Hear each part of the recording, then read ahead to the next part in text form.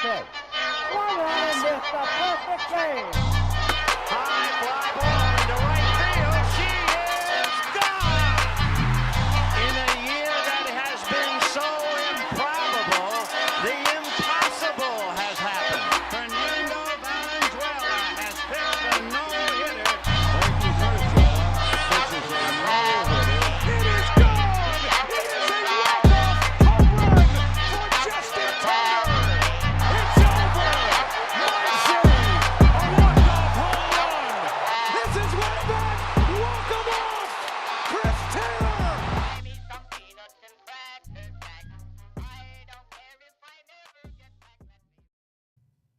Walker Buehler is back. Will the Dodgers re-sign him? Also, an update on Julio Urias. We're talking about Yusei Yamamoto. And should the Dodgers trade for David Bednar? What position will they target at the deadline? All that more coming up next here on Dodgers Dugout Live. It's time for Dodger baseball. Welcome to Dodger Stadium. Dodgers win. This is the golden age of Dodger baseball. It's a double for Freddie. They're going to make big signings. They're going to make impact trades. This is the most anticipated season in Dodgers history. Dodgers have won it all in 2020. Think blue, bleed blue, and I'm out. What's going on, Dodgers Nation? Doug McKain here, credential member of Dodgers Media. You can follow me on Twitter and Instagram at DMAC_LA. And of course, if you haven't yet, do us a huge favor, join the party and subscribe to the Dodgers Nation YouTube channel, the #1 Dodgers YouTube channel in the game. We're getting so close to 90,000 subscribers. And the second we do, we're giving away a brand new, authentic Tyler Glasnow jersey. All you have to do is be subscribed to the channel and comment Tyler Glasnow down below. It's that simple. And then you will win a jersey. And also, you'll be eligible for all of our jerseys, all of our giveaways, anything we're giving away. All you got to do is be subscribed and you're going to get it that way. So be sure to be on the lookout for that. Of course, this episode is brought to you by our friends over at BetOnline. BetOnline is your #1 source for your summer sports this season, from Major League Baseball to golf to the NBA to the NHL playoffs.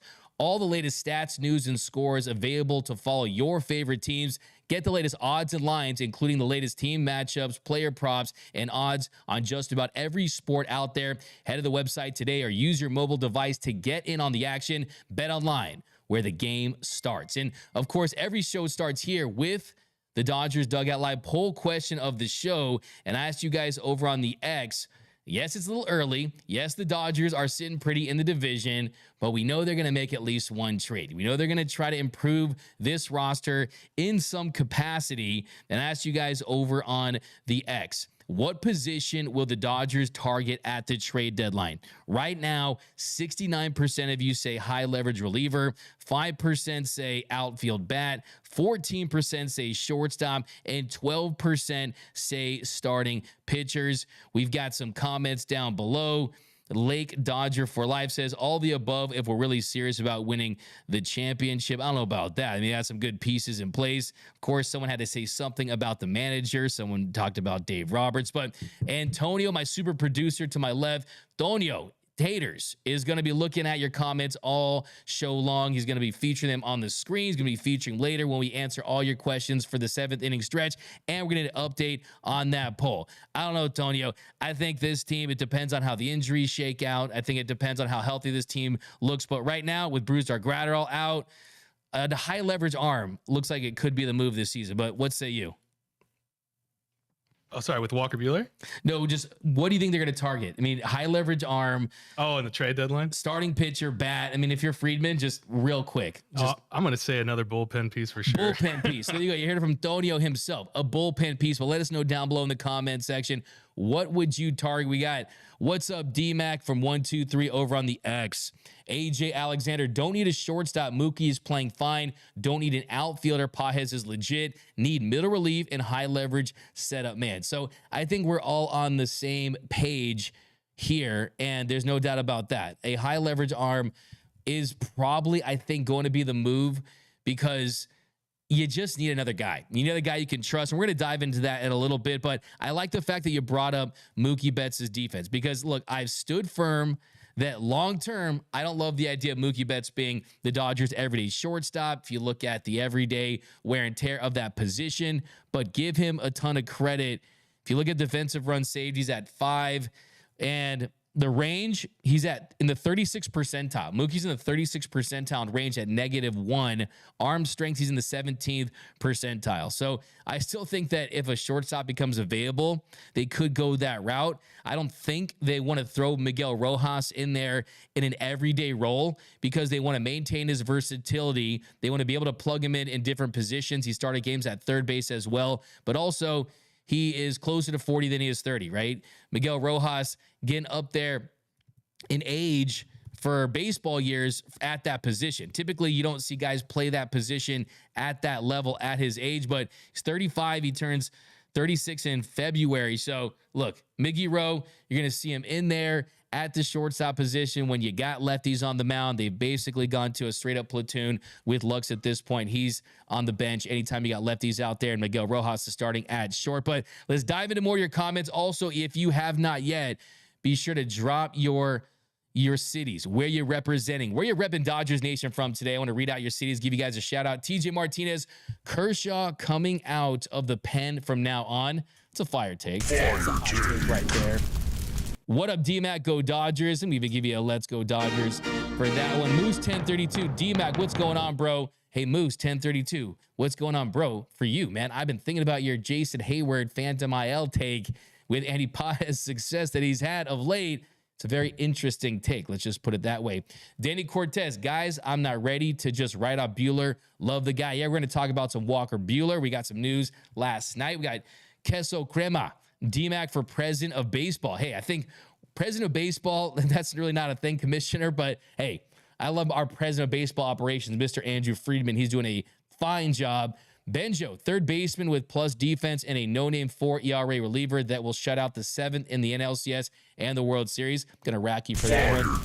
Fire take over there. William Andrews, Imanaga is good, but when he's cooked, Yama will still be going strong. Like I said yesterday, Shota Imanaga, he's had a lot of success. The expected numbers are good. Has he done enough to say you'd rather have him over Yamamoto? I guarantee you the answer for every single baseball operations department around the sport is a big N-O in capital letters, okay? Yamamoto is an ace, and we're going to talk about him. We got Huntington Beach in the house. What up, Brandon Key? We got Torrance from Tony. We got Steven Blevins from Visalia. Used to be the home of the Visalia Oaks, the minor league affiliate of the Oakland A's that you see in the movie Moneyball. Love it. Checking in from Panama. What up, Jonas? We got Diane Schroeder from Indian Wells, California. Showtime LA. What's going on with Outman? We'll talk about some Outman a little bit. Laguna Hills checking in. City Bell is in the house. District of Columbia.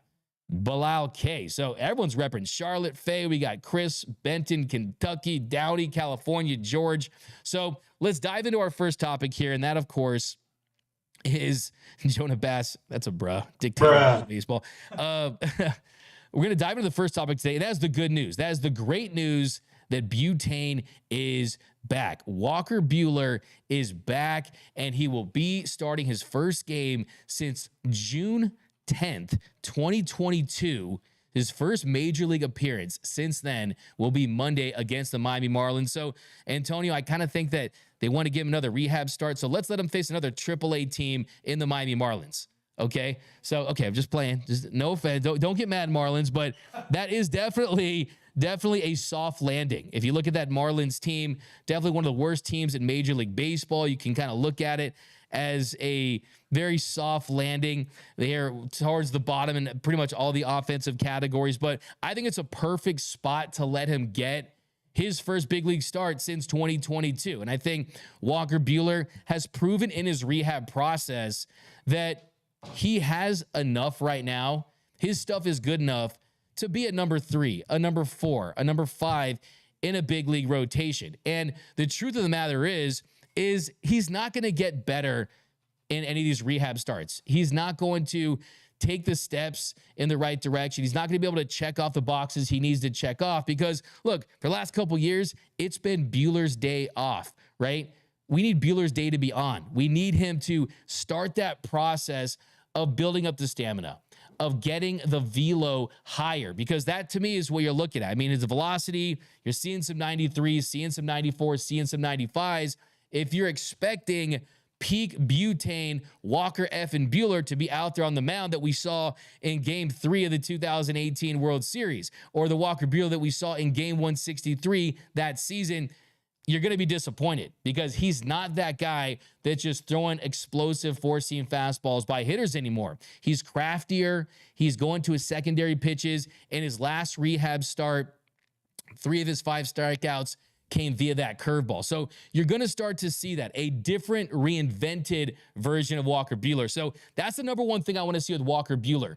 Don't make the fatal mistake that Noah Syndergaard made when he was with the Dodgers, where you're chasing velocity, where you're hoping to get inside of Doc Brown's DeLorean and go back in time and get that fastball back to 98, 99 miles per hour. If it happens naturally at some point, great, but don't chase it. Syndergaard was chasing it when he was trying to be the pitcher he was instead of reinventing himself. And we know what happened. Thor was a thud, right? He did not perform to expectations, but Walker Buehler is a different guy. He's one of the smartest baseball minds I've ever had the opportunity to talk to. He knows where he's at better than anyone else.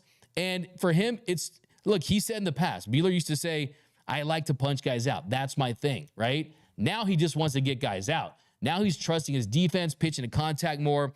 If you look at his numbers from his rehab starts, he ended up posting a 4.15 ERA with 21 punch-outs, had 9 walks, and 21 2/3 innings of work. And he's coming off his best outing. He's coming off his cleanest, his most solid outing. He went 5 innings. He gave up 1 run, and he had 5 strikeouts and didn't have 1 walk. Okay, so he threw 75 pitches, and I think he's ready. He's as ready as he's ever going to be. It's time to unleash him. It's time to unlock him. And the Dodgers, they activated him from the 15-day injured list for Monday. And Dave Roberts said that yesterday that is going to be the move. So he's going to be taking that ball against the Marlins. And like I said, hey, yes, the Marlins are a big league team, but kind of like a AAA team. I mean, you look at that offense right now, they're 29th in Major League Baseball in slugging percentage. They're 28th in on-base percentage. So if there ever was a soft landing to make your first start, it was against the Miami Marlins at home.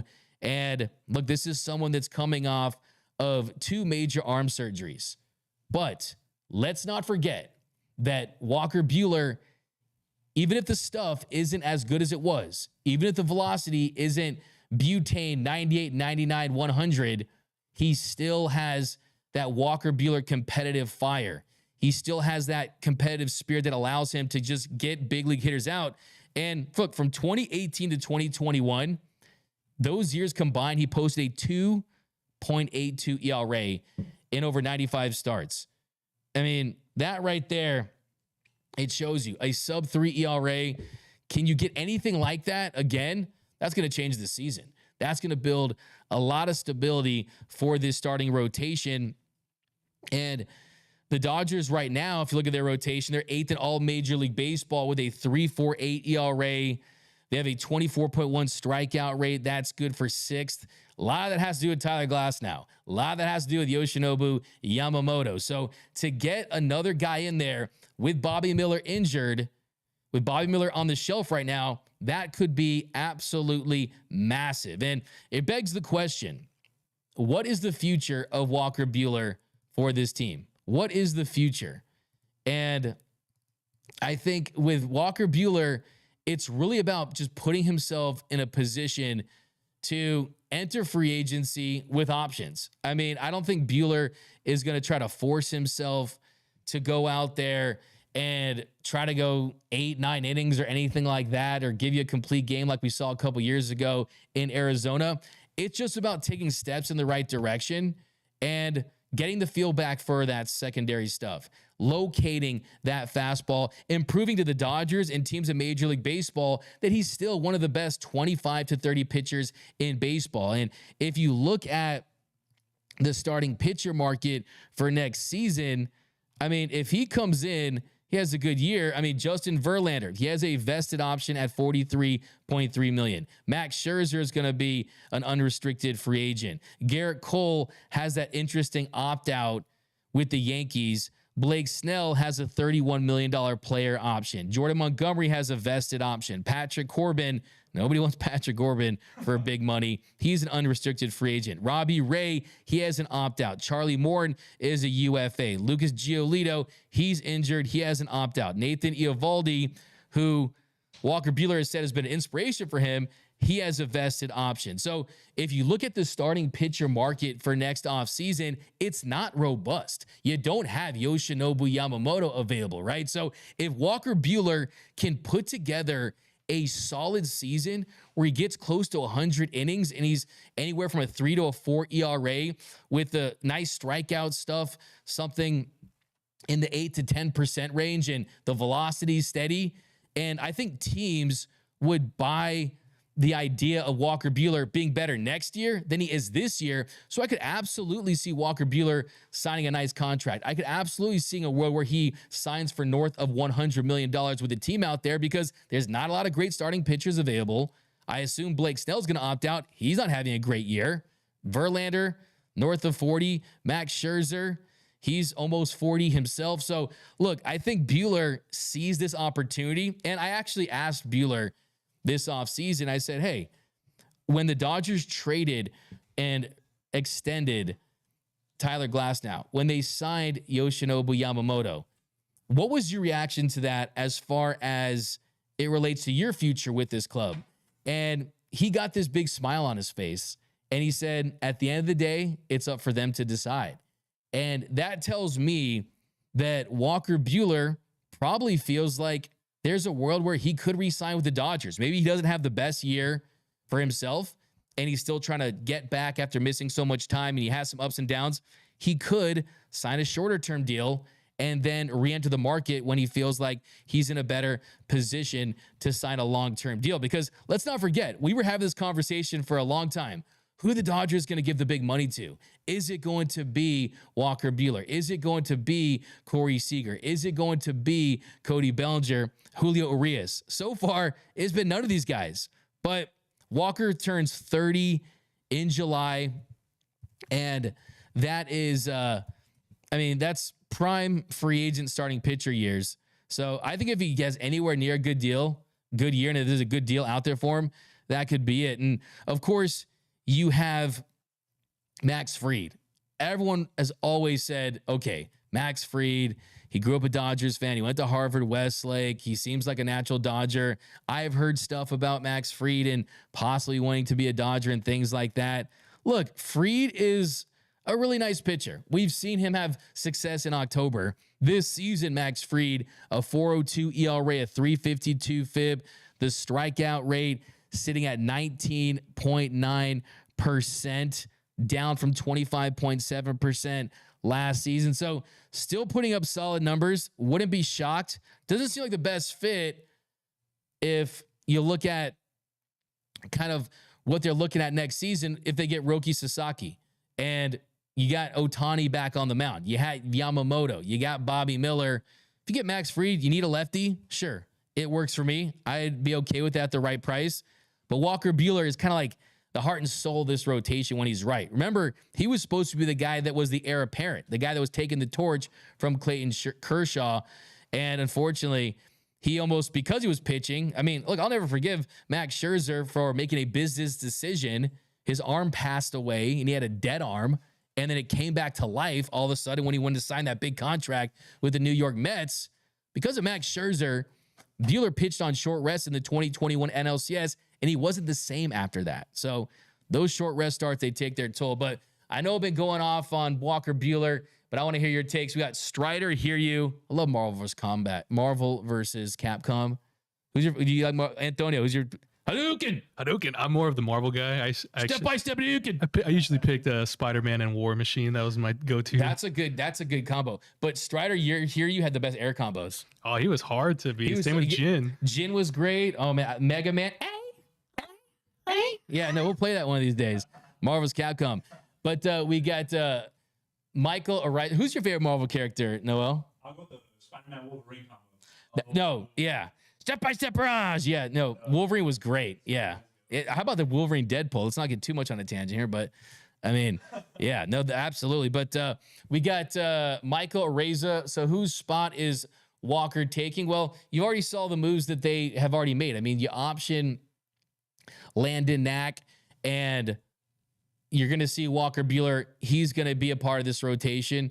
And hopefully you get Bobby Miller back in a few months or less than that. But Roy Estrada, we just need Kershaw and Buehler to give us 3 innings in the regular season and come out of the pen in the playoffs. They can't take up 3 or 4 starting spots in the playoffs. That will be a disaster. Trade for our number 3 or 4. Look, I think you have to see what you have in them. I think Kershaw is way far off than a Walker Buehler. You can't really put them in the same conversation because Buehler's been through the rehab. He's younger, and he's in a better position to have success this year because he's going to have more opportunities to. And getting back to the question about whose spot does he take, look, James Paxton has been a very serviceable starter for the Dodgers this season. There's no doubt about that. He's taken the ball. He's gone out there. I've said it on the X. You got to drive him like a rented car, right? On a 1-year contract, you got to go out there and just get the most out of him. His ERA, not terrible at 3.51, but Paxton's FIP is at 5.51. He has a 19.3% walk rate, a 19.3% walk rate. I wouldn't be surprised if he got a little phantom IL action and eventually he takes some time off to kind of correct whatever mechanical issues that he seems to be having. Because that walk rate, I mean, it is just extremely, extremely high. And I'm telling you, so many walks, my dog's getting jealous. I mean, just too many walks out there for James Paxton. So I wouldn't be surprised to see that as an option. We got the Strider Hear You 120. D-Mac, I honestly believe each time Buehler starts more in the bigs, his velo on his fastball return. We have to be patient. It's TJ. It takes time to get the velo back. Could not agree more. I think what I'm urging Dodger fans to have when it comes to Buehler is patience. You got to have some patience. You said it best right there. The velo is going to go up because he's going to get stronger, because he's going to get more reps. Also, he's pitching at the big league level. Adrenaline is hell of a drug. Okay, so I think there's going to be that too. Bad gaming. We need bullpen arms that aren't AARP members or DFA. We'll talk about that. Bilal K. Next year, the Dodgers will be lockstep on acquiring 2 main players, Juan Soto and Max Fried. I am hoping we acquire CJ Abrams or Luis Urias at the trade deadline this year to solidify the campaign. Urias is, man, I mean, his contact rate has gone down. I mean, he's really struggled this season. And also, you just don't have many infield options for him. You really have to force him into that second base spot. So don't love the idea about that. Moose 1032 optioning Knack is ridiculous. He's better than Stone and Paxton. And I get we're paying Paxton, so you use him. Look, I mean, the thing about Stone, he's had some rough starts, but he's kind of ahead of him on in the pecking order. Really, I think that's kind of what it comes down to. And look, I mean, the FIP is at 366. The Sierra is definitely on the higher side, but yeah, I think with Knack, it's a process. It's a process with Knack, and he's going to get some more opportunities. But next thing we have to talk about real quick is Julio Urias. So this could be one of the last times we talk about Julio on this show, but you guys know we got to give you the news.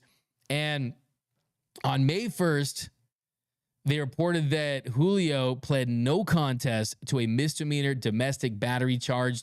He was charged with 5 misdemeanors, 1 count of spousal battery, 2 counts of domestic battery involving a dating relationship, 1 count of false imprisonment, and 1 count of assault. So we finally have a resolution. Bill Plunkett of the OC Register tweet out, former Dodgers pitcher Julio Urias pleaded no contest to misdemeanor domestic battery charge, sentenced to 36 months of summary probation, 30 days of community labor, a 52-week domestic violence counseling course. And yeah, he pled no contest, 1 count, domestic battery, and the other 4 charges, they were dismissed. This is according to court records obtained by the LA Times.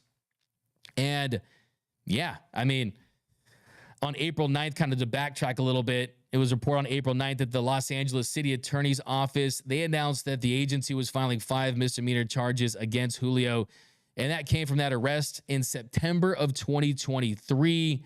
And the arrest led to Julio being placed on the administrative leave. And the Dodgers, they just completely moved on. They basically erased him from the team history, right? I mean, his locker room, his locker was emptied out. The murals were painted over. And it was clear that he wasn't going to be a part of this franchise moving forward. He was placed on probation for 3 years. Like I said, he was ordered to enter a domestic violence treatment program. And there you go. He pled no contest to a charge of misdemeanor domestic battery against his wife. So for Julio Urias, he is someone that is going to be a part of Dodgers highlights forever. I mean, without Julio, you don't win the 2020 World Series. He gets the last out of that series. He really was the indelible image in that series, getting that final out. But a lot of people thought, hey, he was going to be a Dodger for life. I mean, he had really endeared himself to this community, being a hero. But yeah, it's just an incident that really changed the course of Dodgers history and Julio's career forever. So I have people asking me all the time, will Julio get another chance to pitch in Major League Baseball? Who knows? I don't think that I think, look, I don't know all the facts about everything that actually transpired. So can't really give an educated guess on that. Anything dealing with that is just pure speculation. I think with Julio, he's a 2-time offender as far as the league's policy. And Julio, if everything had broken right for him last season, he would have signed for north of $200 million potentially. I mean, he was having a down year before this incident, but if he had picked up in the postseason and the Dodgers made a deep run, there's just so many ways that this could have gone. But like, I think Julio, where he's at right now, he's 27 years old. He turns 28 in August. You gotta have to assume he's going to pitch in some league somewhere, whether it's the Mexican leagues, whether it's the NPB, whether it's the KBO, and we'll see if Major League Baseball gives him another shot. But that is the latest on Julio Urias. Now, I'm going to talk a little bit about Yusei Yamamoto because I still laugh. I still think it's absolutely hilarious that after he struggled in his first start, after Julio unfortunately wasn't ready in Seoul, South Korea, he threw 43 pitches, lasted just 1 inning, gave up 5 runs. There were human beings on this earth that said he was a bust, that the Dodgers had flushed $325 million down the drain, that the ball was too big for his hands, that the mound wasn't going to work for him, that he couldn't adjust to big league hitters and a big league schedule. Guess what? Gave up 5 runs in that first inning of work against the Padres. Ever since then, he's given up 6 runs in 33 innings of work, good for a 1.64 ERA. He's the real deal. He is a future ace. He could easily win the Rookie of the Year in the National League. I was bold before the season. I said that he was going to win the Cy Young and the Rookie of the Year and be the first player to do that since Fernando Valenzuela in the early 80s. And it's still on the table. You got some guys out to good starts, but if he pitches like he has ever since Seoul, South Korea, he absolutely could enter that mix. And you saw yesterday, you had the yo-yo curveball, you had the splitter, but you also have seen improvement in his fastball command. And that has been the big difference because opponents were hitting close to 400 on that fastball. It was leaking out over the middle of the plate, but you're starting to see him paint the corners with that heater. And the batting average against has dropped from almost 400 to down to 316. League average against the fastball is 246. So that's the thing I'm looking for with Yamamoto in his next couple starts. Can you get that batting average against the fastball closer to league average? It's at 316 now. Let's get it down to 246. But look at that curveball. That yo-yo curveball, it's art. This guy's an artist, okay? Nastier than a gas station bathroom. That thing drops, okay? And the splitter is as good, if not better. I mean, that curveball and that splitter, as far as both those pitches, are as good as any pitchers in Major League Baseball. It has above average spin. It has above average whiff rates against it. But also, he can steal strikes early in counts with it. And you're seeing too, he's painting the zone. He's commanding the zone. He has a 21.9% called strike rate. And usually with your called strike rate, it's pounding fastballs. It's pounding cutters and two-seam fastballs. He gets called strikes with that curveball early in counts. And at 21.9%, that is the highest called strike rate in all of Major League Baseball. The average right now is 17%. So a big up, a big for the 3 up, 3 down, a little mini version. Got to give my guy Yusei Yamamoto a big up because he has proven the doubters wrong. He has exceeded expectations. Let's not forget, he is a 25-year-old rookie that is going out there and dominating at this point. Yamamania is real. So I got a question yesterday about, and I want all your takes on Yamamoto. Is he going to win Rookie of the Year? Let me know down below in the comment section. So I got a question yesterday about David Bednar.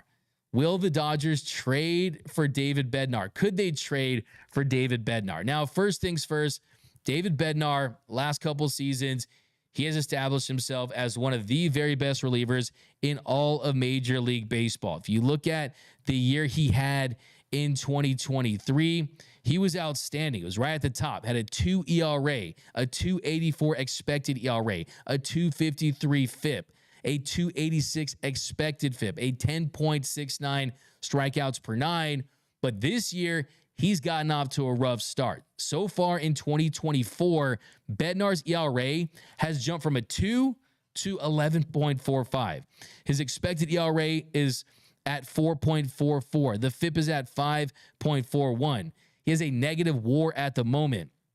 Now, the BABIP, though, let's look at some encouraging data for David Bednar. Can he get back to being elite? Well, you look at the BABIP. Last year was at 294. This year it's at 367. So if you don't know what BABIP is, batting average on balls in play, and league average is always close to around 300.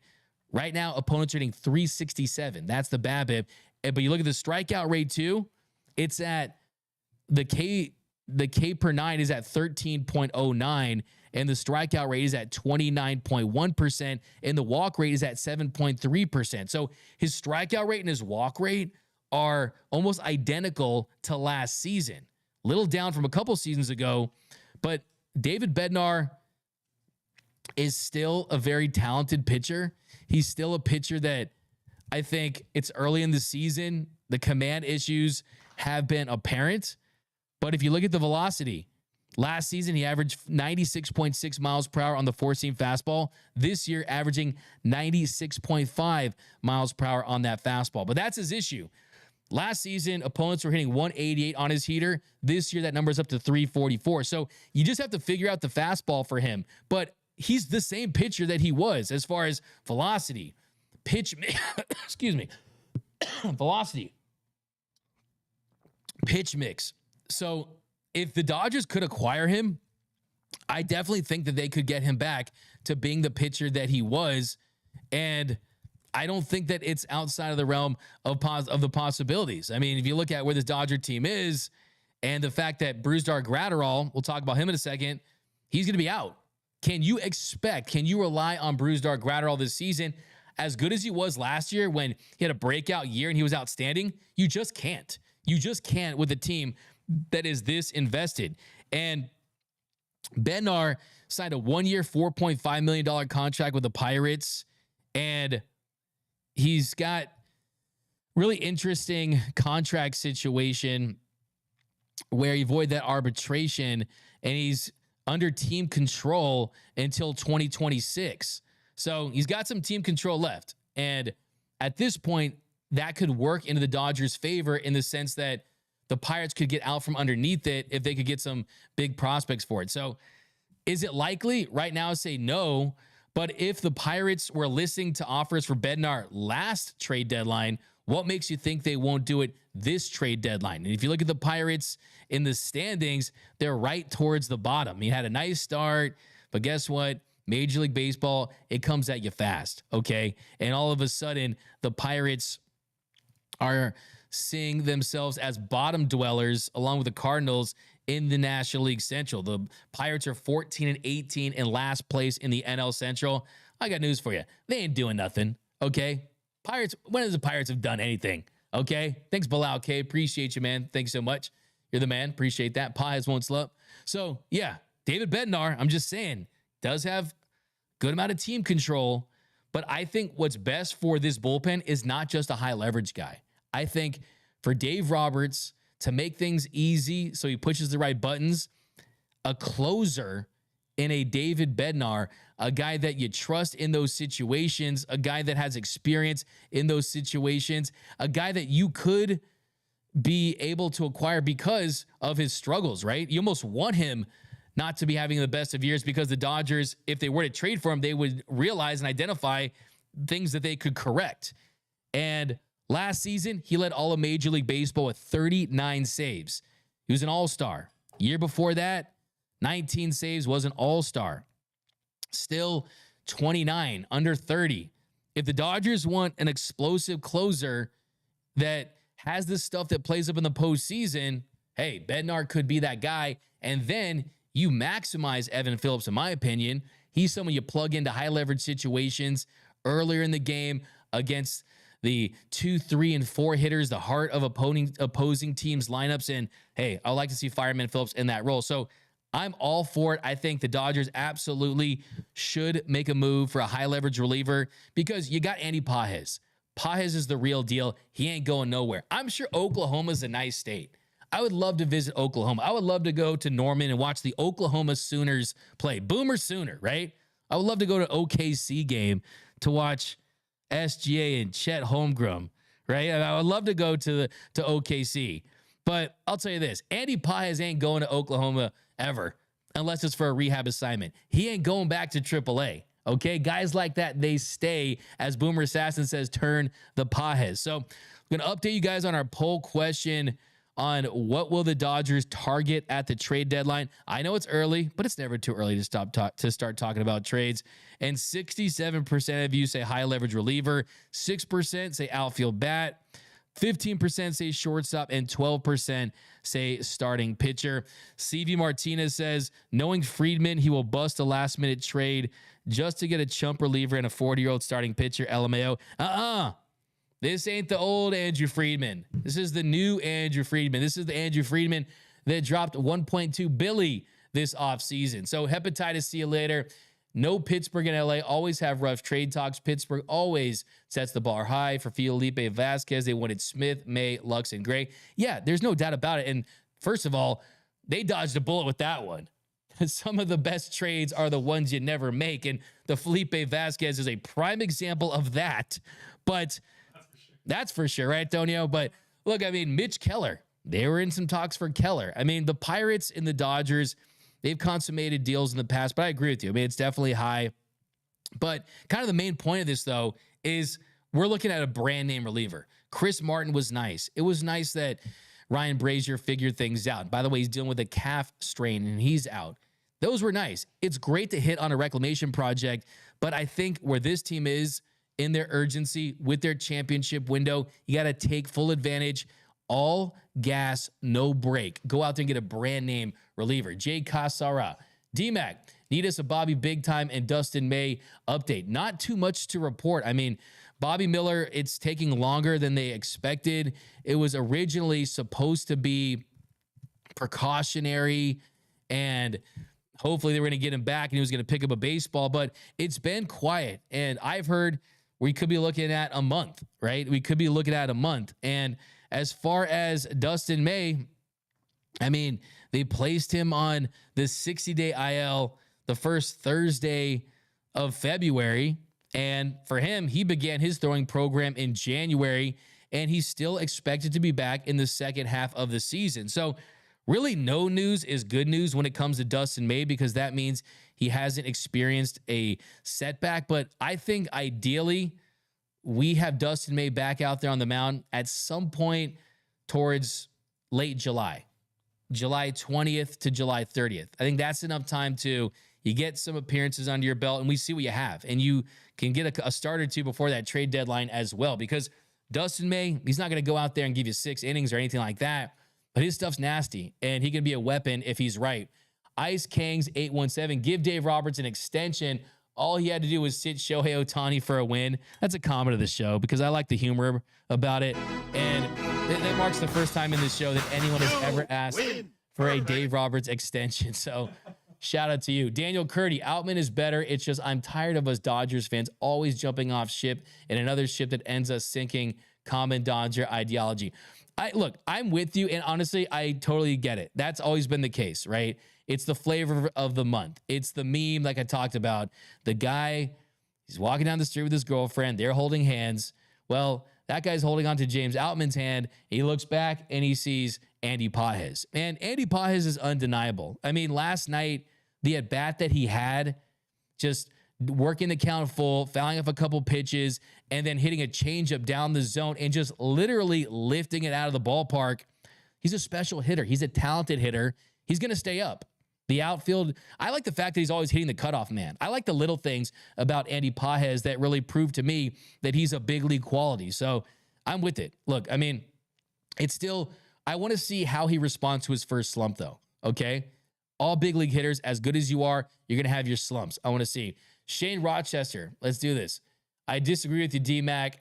Said yesterday about any manager would want Yoshi over Shota. For one thing, the Cubs never courted Yoshi. And secondly, they are two entirely different pitchers. They are. I mean, I think the strikeout rate for Shota Imanaga was extremely high. Only issue with him was the home run ball. And so far, so good. I think that you're going to see some regression to the mean. I think at some point you'll see some balls leave the yard. But, I mean, stuff-wise, he's good. I mean, this is not a way to take anything away from Shota Imanaga. And you look at the contract that he signed with the Chicago Cubs.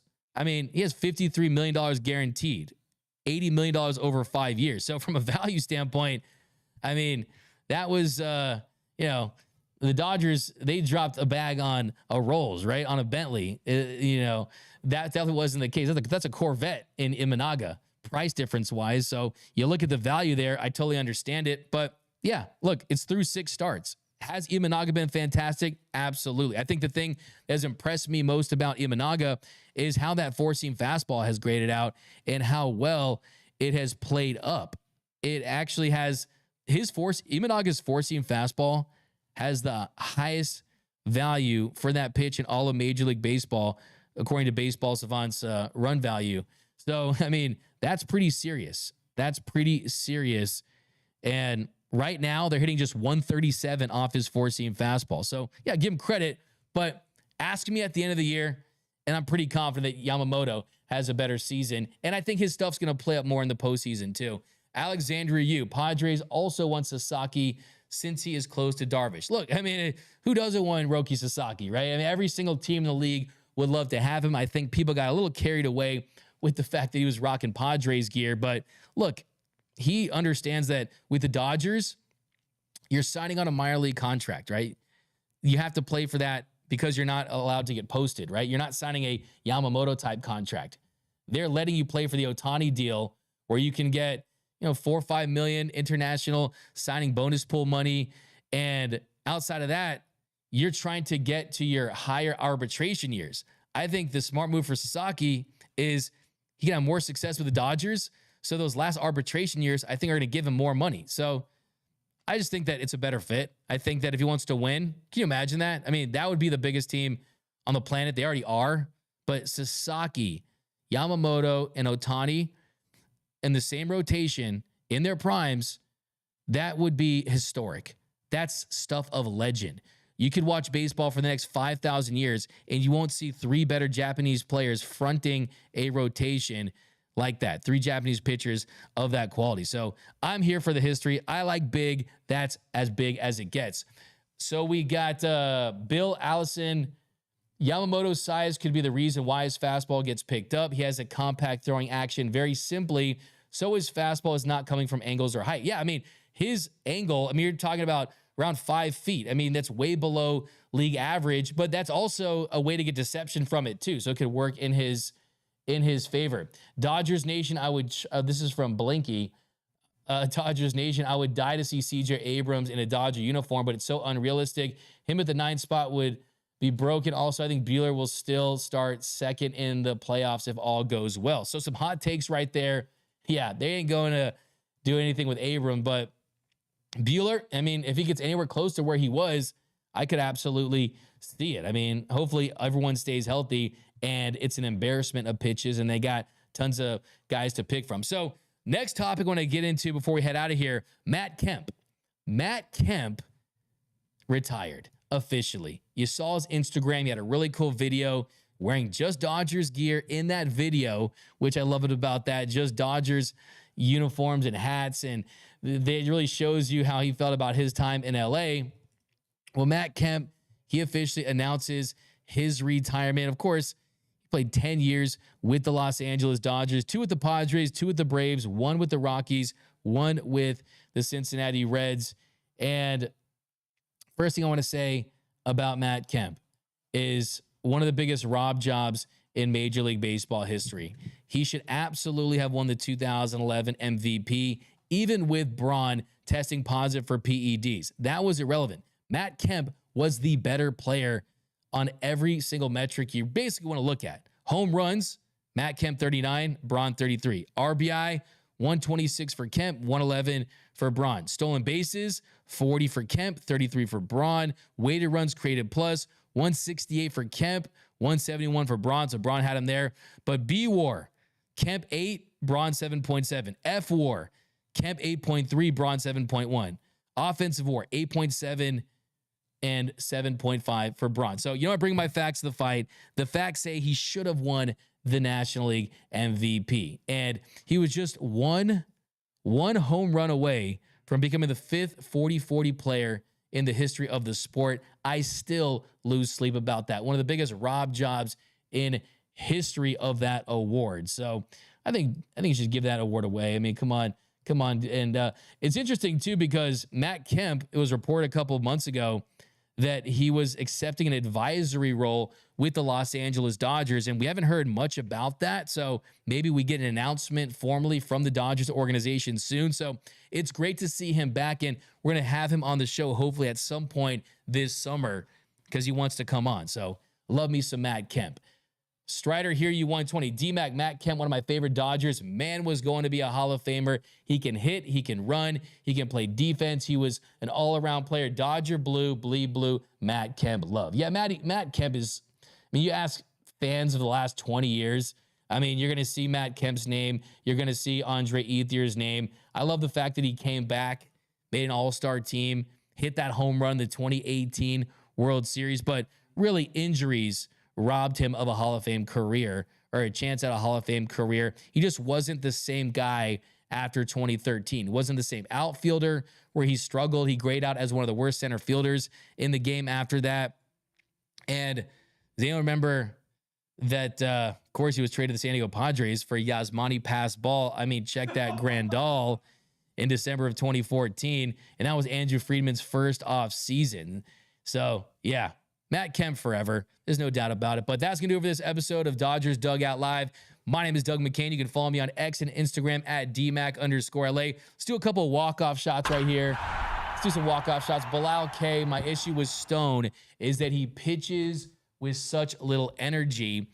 He pitches like, hey, I'm just throwing this ball. And not like he's trying to defeat the will of the opposing team. I think Gavin Stone, for him, it's finding another pitch from a miles per hour standpoint that gives you more deception. I mean, I think the disparity with the fastball and the two-seamer and the changeup, you're all sitting right there, 90 range, and you bring that changeup down the zone. So, look, I mean, he's still figuring things out. He hasn't been awful. He's improved, and he's done a better job since he's implemented that two-seamer and that cutter.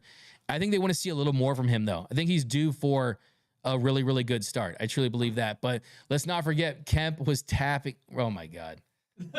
Let's not forget Kemp was blanking Rihanna. Okay, you're going to get a bruh. That's a sign. That's a sign. But that's going to do it for sure, guys. We'll be back tomorrow. We're going to be at the Blue Diamond Gala tonight. Going to be interviewing players, and we're going to give you guys a ton of content from that. So be sure to check us over on YouTube, on Instagram, and the X for all the content. BC, only thing Yamamoto needs to improve is pitch count so he can go more innings. Exactly. The efficiency and you want to see him go deeper into games, but they're thinking October, not May for him. So they're always going to veer on the side of trying to preserve him for sure. But that's going to do it for this episode, guys. Remember, nothing brings us together quite like Dodger baseball. Special shout out to super producer Antonio for always killing it over there, getting your comments, producing the show. And until next time,